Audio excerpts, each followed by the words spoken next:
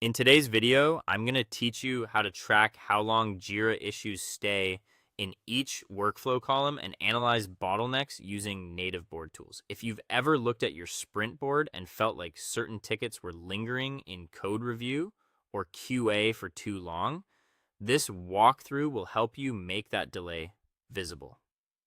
Jira Cloud includes built-in ways to monitor time spent in a column, so you can quickly spot stalled work and make your delivery flow easier to understand.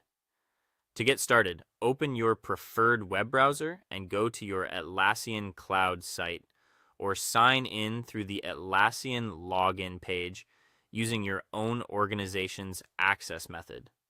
After you land on the main home dashboard, open the software project you want to review. The goal here is to get into the active project space where your sprint or Kanban board is already in use. Once your board is visible, move to the upper right area of the board and click the three-dot menu for board options.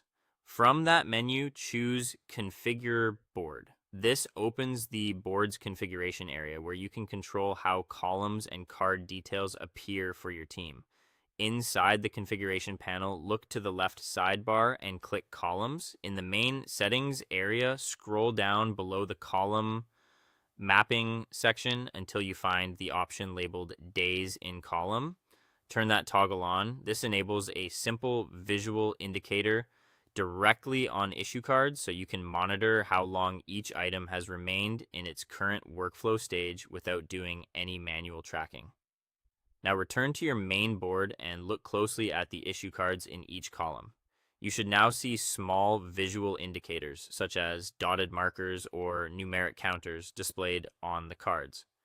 These represent how many days an issue has spent in its current column. For example, if a ticket in code review shows 5 days, that's a strong signal that the work may be blocked or waiting longer than expected. It's a quick, practical way to improve board visibility during stand-ups or reviews. If you want a broader historical view, open reports from the left sidebar and select Control Chart. When the chart loads, go to the controls near the bottom and open the columns filter. Clear all selections, then select only the workflow phase you want to analyze, such as QA validation. This lets you focus the chart on one stage so you can review dwell time trends and identify long-tail outliers more clearly. Before you wrap up, do a quick visual check of your workspace.